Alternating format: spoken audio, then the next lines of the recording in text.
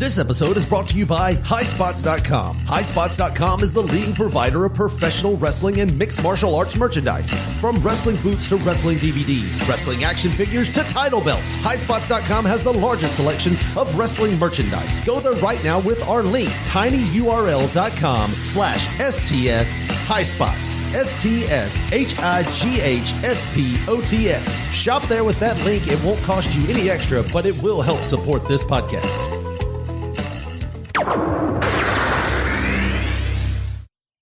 You listen to episode 43. That's right. Van Horn. Episode 43. Van Horn was a jobber in the WWE and the AWA in the 80s, and he's got some great fun stories. Here's a clip. Listen and download. Now, listen. Do it. Well, listen to this new episode first, and then download. Whatever. Take a listen. Here's the clip. Hey, you was working WWE, and if I'm talking to some young people that don't understand the business at that point, and this word is not a bad word. Well, it wasn't a bad word back then. This meant you had a job.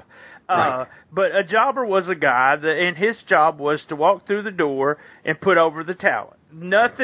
That was one of the, it was a good job. You got paid. See you later. No big TV or anything. But you have a long list of guys that you were in the ring with. But how did you get to become one of those guys that does that? A fluke, an absolute fluke. Was working an indie show in, I think I was actually in Malden, Missouri. Oh, wow. Yeah, for our good friend Henry Rogers. Yes, God rest his soul. I actually booked Malden for about 6 months. So yeah. Yeah, and I wrestled this kid, and he comes to me after the match. He says, "Have you ever thought about wrestling for WWF?" And I'm like, this guy's my age, 22, 23, 24. I'm like, right. Who doesn't think about it? He says, "Well, I'm going up and I'm doing jobs for them." And he says, "I think I could get you a job up there. I really enjoyed working with you." He says, "And the guy that gets me up there could pull some strings and we can get you up there." And I'm like, I would love to do that. So now, are you thinking? Now I know you're young here, but are you thinking that this is going to be the truth, or this guy's bullshitting me at this point? Well, 5, 4, 3, 2, 1, 0. Let's start the party.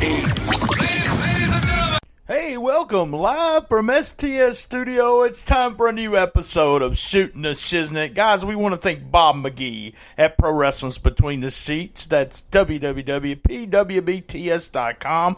LocalsToLegends.com. That's Gene Jackson. And Sean Garmer over at W2Mnet.com. Thanks, guys. We do appreciate it.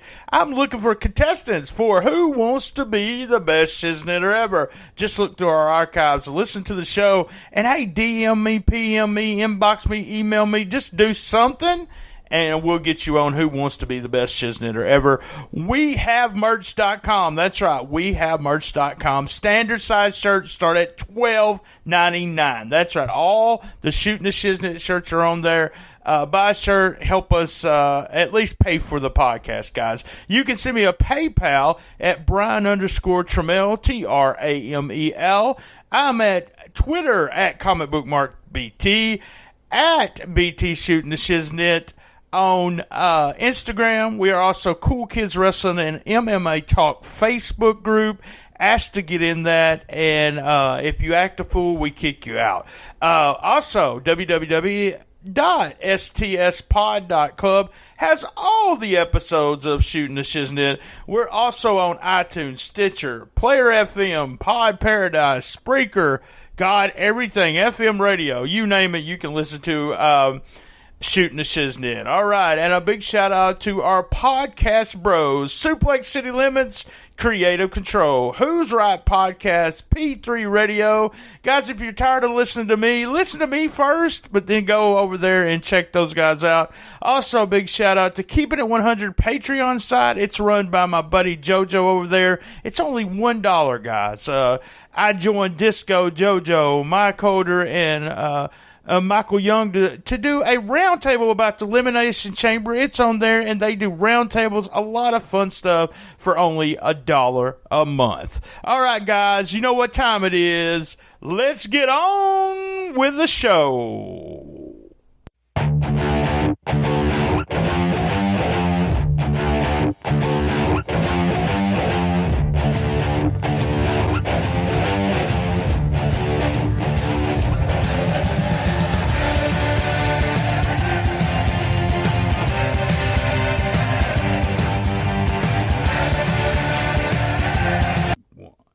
All right, I want to bring out my guest for this week. I'm bringing him from the green room. He's over there eating some milk and cookies. Hey, we're going to bring Anthony Henry. How's it going, Anthony? Hey, what's going on, man? Just happy to be here. Thanks for asking me to come on, and let's get down to it, man. All right, good deal. Now, the story is, I mean, Anthony, I bring people on here. We're shooting the shiznit, so I bring people either I've been knowing in the wrestling business for years. We've had guys like Jeff Jarrett that I've known from day one. Or we bring someone I've never met. So I seen you on Twitter talking about going to the New Japan camp, dojo, and we're going to talk about that. But I want to just get started. I mean, you're much younger than me, but tell us why you started, or how did you become a fan? What was the first thing you could remember about being a fan? Yeah, so I mean, I guess I would credit my father for just himself being somewhat of a fan, not a huge fan, but he was into it at the time, and just my earliest memories are probably watching, like old school NWA on TV, old school, WCW Saturday night and stuff like that, and seeing Sting and the Four Horsemen and all those guys. And I used to, as a young child, I'd watch it with my father in the room at night and stuff. So I think that's my initial start. It just never, from there, it never stopped. Yeah, it's one of those things where, I think all of us start being a fan, and it's like we say. I had a cold period there where I wasn't a huge fan, but I always kept up with, I actually still subscribe to the kayfabe sheets and read and see what was going on in the business. But so who was you a huge fan of? You mentioned Horseman, you mentioned Sting, but who was your favorite wrestler back in the day? Sure. So I think Sting was definitely my number one, my very first favorite wrestler. I think I was just attracted to the loud attire, the blonde hair, the face paint, and all that stuff. As I kind of progressed in my fandom, and a few years later, I started getting into guys like Shawn Michaels and Bret Hart, Mr. Perfect, and those guys. And then I've had so many favorites over the years, of course, because, I mean, you say I'm a lot younger than you. I'm 34. So some people don't realize I'm as old as I am. But I guess what I mean by that is just that I guess if I'm a fan since, 5-6 years old, that's a long time. So I've had a whole lot of favorites, and they've spanned everywhere from, like I said, Sting to Shawn to RVD at one point, and and those are all still I guess chronicled in my favorites list. But yeah, my first was Sting, and I never stopped liking him, but there were a lot more that came along the way. Do you think that the more you learned about how the business actually worked, did you become more of fans of guys that were not that Sting wasn't a great worker? Let's don't say that. I'm just saying, guys, you just said Bret Hart, Shawn Michaels, guys like that who were a step above some of the other guys, especially a guy like Shawn Michaels. Did you seem to migrate more to workers and watching guys like that had a better, I noticed that in my fandom. And by the way, I'm 51, so I am older than you, and you look like you're 20. Okay. You look like you're 20, dude. I mean, you look really young. Well, I'll take it. So, did you notice that you started migrating toward, the better workers than just being a fan? Oh, for sure, yeah. That's something that actually surprisingly, and you wouldn't suspect it in a lot of cases, but early on, I started liking work rate guys. I guess quote unquote work rate guys, right? But depending on how you view that. But Right, like right. I remember actually like the first time I saw Chris Benoit in WCW back when they were, you know, doing like the lightweight stuff for the first time, and he came in for, you know, however long, like 93, 94, and he was the first guy I ever saw do a dragon suplex. And I was like, I saw that, and I was like, holy crap! Like it was, and I'm like, you know, 7, 8 years old, whatever, and I'm like, who is this guy? He became like instantly my favorite wrestler at that time. So yeah, like for sure. And then especially as I like got into, you know, actually becoming a wrestler and appreciating different styles and things like that, you just start appreciating some guys more so than others, maybe, you know, depending on what you're about, because, you know, again, wrestling to me is very subjective, as most things are, but it's subjective in the way that, like, even workers, they kind of, you know, their style ends up being kind of like what they like to watch, if that makes sense. So, Oh, it is. Yeah. So there's different takes on like what a good worker is, or, you know, what style, all that stuff is all subjective, but yes, for sure. I remember being, you know, being there at kind of like when you know, the kayfabe sheets, no one actually got them except the guys in the business and people like me, and we were just super geek fans and thought we knew everything, and we all hated Hulk Hogan and we loved Ric Flair. You know, that was it. We hated. And I went back just probably 2 or 3 years ago and watched the Hogan Flair match, and I was in awe at how stupid I really was, because Hogan was so, you know, he was so fucking over, and what he did was what he was supposed to do. If you can't say he wasn't a good wrestler, something's wrong, you know, because of how the fans reacted and everything. Like you said, it's subjective. And, you know, I remember as a kid, though, thinking Jimmy Valiant always played around and he wasn't a very good wrestler. So I know what you mean about, you know, starting to like people that were good wrestlers or good workers.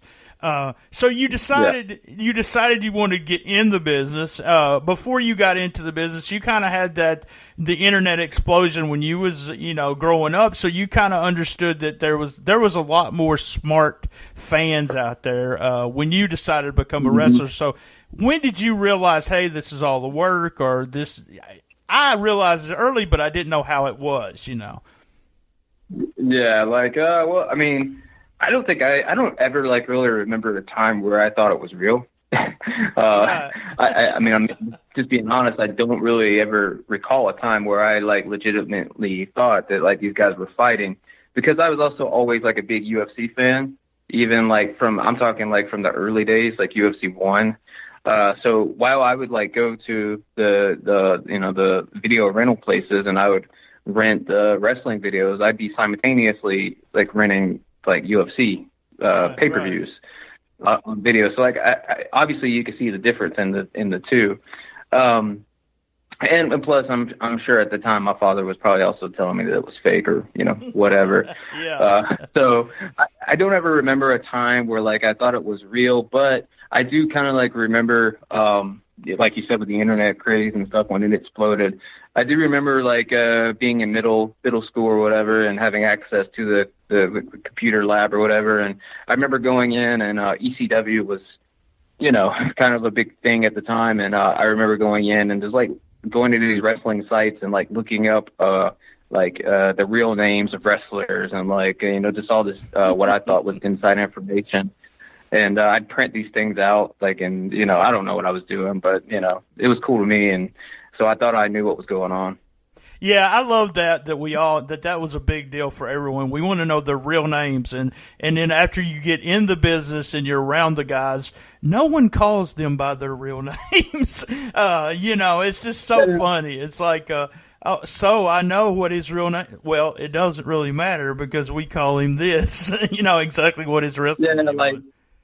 Like I have like even, you know, friends of mine that are in the business. There's some of them that like, A, I either have never called them by their real name, or B, I don't even know their real name. You know what I mean? So, and we're somewhat close, you know. So it's yeah, for sure. It's almost irrelevant to know someone's real name, unless it's me, because, you know, my real name and my work name are one and the same. So right. Well, that's I got one friend in the business. His name is he was on my show. His name is Rude, and his shoot name is Thomas. And I think he's the only guy in the business that I actually call Thomas. Everybody else is pretty much, CJ or this or that, and it's all their work names. So, yeah, it's kind of weird. It's a weird business. And I think it's funny because, we wouldn't call – an actor on television by, Captain America. We wouldn't be calling him Captain America or something like that. So, never thought of it that way. But you're right. All right. So we decide we're a big, huge fan. We decide we want to be trained. Now, how long have you been? First, how long has it been since you've been a professional? Consider yourself a professional wrestler. Yeah. So I started in 2002. And it depends on how you look at it. I personally, I do not count the years that I took off when I was fighting and stuff, which was basically like 2000 and basically the whole 2005 to like 2008. So if you don't count those years, it's what 12, 13 years now. So yeah, I guess I would count just from that point. I don't count the 3 years I was off. And where did you get trained at? And we all know the ability always isn't there when we get Tojo Yamamoto trained by the Eaton. So, we know how sometimes you may not be at a school that people's heard of, but who were you officially trained by? Yeah, so again, this is another one of those things where it's like, all right, so when do we decide, when we are trained? Because I technically started in 2002, and I, was trained at a school in Augusta, Georgia, by a guy. He's a very nice guy. He even shows up to any of the shows that, I happen to do that are close by. He'll show up and say hello and stuff. But he was never really a worker. He was a referee at best, and a local referee at best, So he didn't really know what was going on, but I did learn how to bump and things like that. And that was at a school at the time. It was called NWF. Where I really got trained, where I really kind of like started figuring, out what was real, was when I went to NWA Wildside back in the day. Oh, wow. And I ended up moving to Athens, Georgia, which is like an hour away from Cornelia. And that's where I really would say I was trained officially, and that was by Todd Sexton and Sal Renaro, and that was in 2003, 2004. I started going up there all the time. Awesome.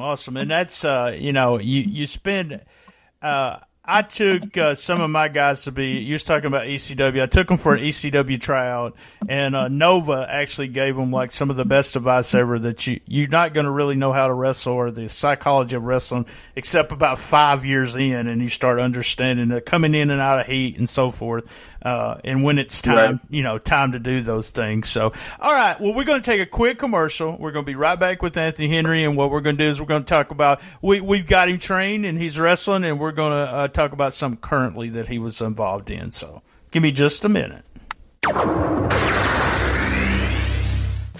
80s Tees is the leading online retailer of officially licensed t-shirts, specializing in retro movie, music, TV show, video games, comic book, and cartoon t-shirts. 80s Tees has you covered. They have everything from G.I. Joe, Seinfeld, and Back to the Future, as well as 152 different classic wrestling shirts. Plus, free shipping on all orders over $50. Visit them now at our link, tinyurl.com/STS80stees. That's tinyurl.com/STS80stees. Visiting them at our link will cost you nothing extra, but it will help support this podcast.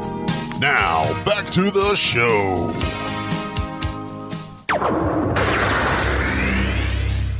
All right, we're back in the studio with Anthony Henry. Anthony, the reason, as I talked to really at the first here, is I seen you on Twitter, and you had an email that you'd got from New Japan Pro Wrestling, and I've been a New Japan Pro Wrestling fan since, I can't remember. I was getting tapes with 4 shows on New Japan and All Japan back in the day. So, guys like Choshu Ricky, Ricky Choshu and Inoki and guys like that. And so I've been a huge fan forever. Were you always a big fan of New Japan, or was this something that you recently started watching? I've again, as we had talked about earlier in regards to like gravitating towards guys who, had that work rate style or whatever as you got into working. Earlier I mentioned, the love for, MMA and realistic things like that. And I think I've always kind of like gravitated towards that style. And I wouldn't say that I was always into New Japan like I was more, I guess, Americanized wrestling. But I did really enjoy the Great Muta as a child, and he was one that stood out for me. And I also remember watching the old WCW New Japan show that they did together in the Superdome, the big one where Muta wrestled Sting. Right. And that's awesome. Yeah, big fan of that too. Yeah. And I think the Steiners wrestled Hase and Sasuke, Kensuke Sasuke, for the IWGP titles, and that was another match that like a lot of people talked about over the years. But that was kind of like probably my first exposure to it, and I would say over the last 10 years or so, it's definitely just been something that has grown and grown and grown and grown. And at this point, I almost only watch Japanese wrestling, not just New Japan, but just in general, whether it's New Japan or Noah or All Japan or some other companies. Sometimes it just depends, but I would say that makes up about 90% of the wrestling that I actually watch now. So love the style. I love the culture also. All my tattoos, you've seen me, so you've seen the tattoo. All my tattoos are Japanese symbolism. So I just love the culture. I love the wrestling. I love everything about it. So getting the opportunity to go to Japan at some point is probably the ultimate goal for me in the wrestling business. And hopefully it's, for me, it's my be all end all, and we'll see what happens. Right. And now if all you got to do, guys, is search YouTube. I actually went out of my way to watch some stuff with Style Battle. Your style fits perfect with those guys, and just and the guys that you wrestled in the Style Battle, and we'll get to that. But the style, all their styles were a little different, and you held your own, which is it's fun to watch. So we get this. You actually, what was the process of actually getting with and how many, was it a 2-day camp or was it 3 days? All right, so let me first give you the disclosure of this. Okay. Was that so we did the initial application, and I was accepted and all that sort of thing. However, what happened was this. I had a PWX show, which PWX is kind of like my home company. I was champion there, and very important show for us. That was on a Saturday, and I was Sunday rather, and I was supposed to fly out the next day in order to make the New Japan dojo. Unfortunately, there were no flights that would get me there in time. And obviously we can't be late for these things. So what I ended up having to do after kind of going back and forth via email with New Japan is, they said that, probably better just to do one of the camps that they'll be doing later on, and they can just basically forward the application and get me on one of those dates. So they have some in May, and I'm contemplating what I should do, just because of scheduling and things like that. And there's one set of dates that may work for me. But regardless of that, definitely this year, if I don't get these May dates, which the next one, they're like 2 weeks in May, if I don't do those, I will be doing it before the end of the year for sure. Now, with that being taken care of and giving you that information, that sad information, I can tell you that I have numerous friends that have done the camp, and the camps are a week long. I can tell you that you're in there for hours in a day, and I can tell you that they've also said it's some of the hardest things they've ever done. physically grueling, and they've learned a lot. It's been a lot of fun and great learning experience. So it's definitely something I'm going to enjoy doing, because it's a whole week, man. It's a whole week of just, and obviously the cat was out of the bag that Shibata was one of the trainers, and so that's super cool, just being a guy, because I love Shibata, and obviously he has a lot to teach, so I can't wait to actually get in there and actually do it. Right. And I mean, have you, because, a lot of guys do these camps, and I was talking about Nova a couple minutes ago, and he actually, when he was working for WWE, he did a lot of camps, and they didn't bring a lot of people up because of those camps, but you were able to learn the WWE style. You were told things about cameras. You were told things about things that you would never think about. Believe it or not, people grab the wrong arm. So, and don't understand that. I mean, there is guys, and you probably run into a bunch of guys too that call themselves wrestlers, and they've been in the wrestling business for 25 years, and they still don't know how to work. So, but have you been to any of the other camps? I know Adam Pearce does one every once in a while, and there's a couple other guys that do one.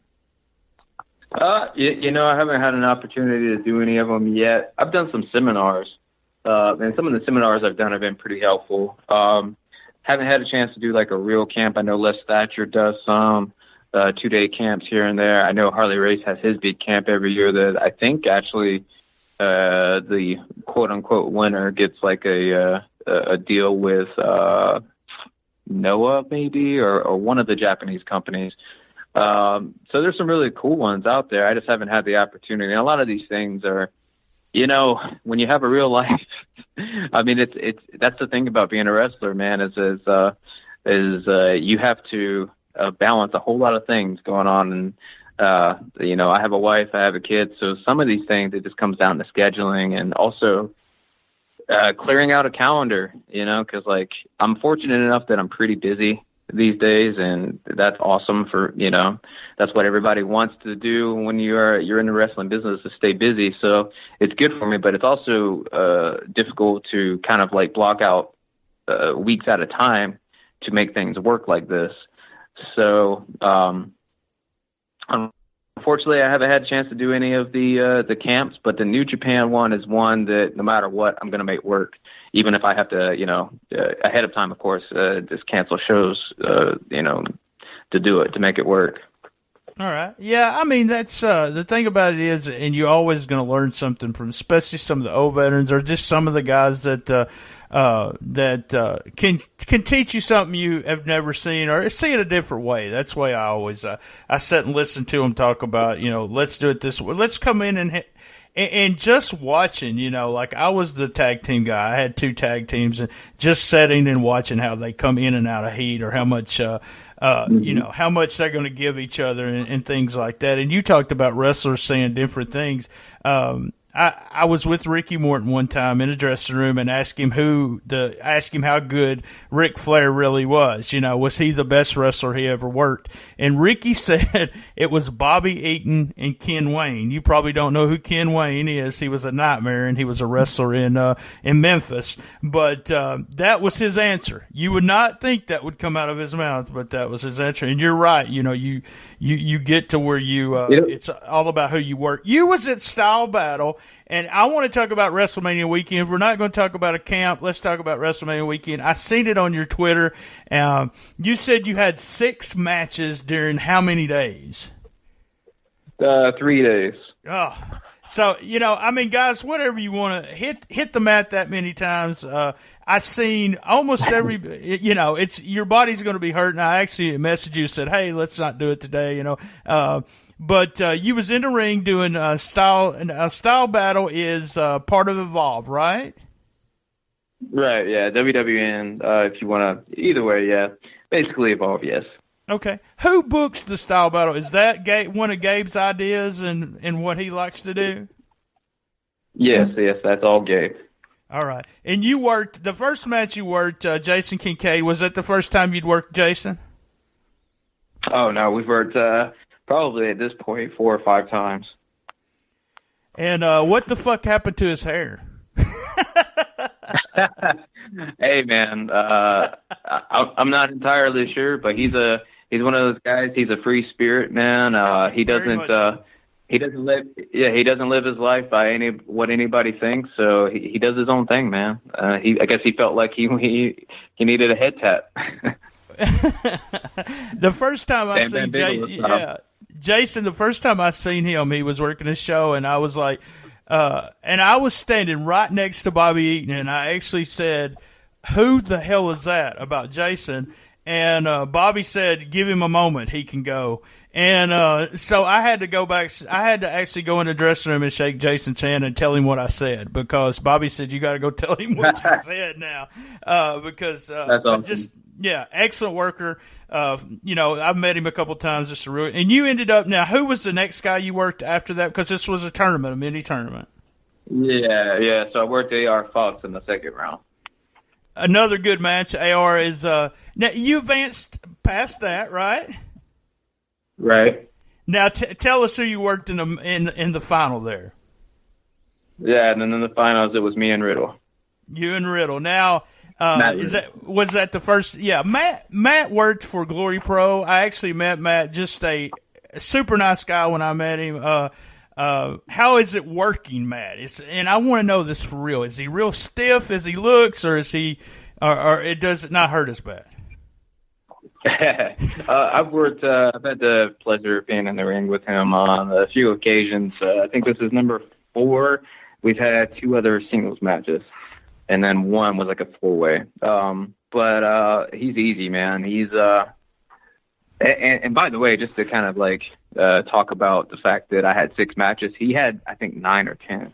Right. So it's insane. And the thing about him is that the way he looks is how he is. He's a machine. Like, you wouldn't even be able to tell that he had 9 or 10 matches. Me, I was beat up, and he says he was, but I just couldn't tell it. Now, as far as his work in the ring, honestly, I probably hit harder than he does.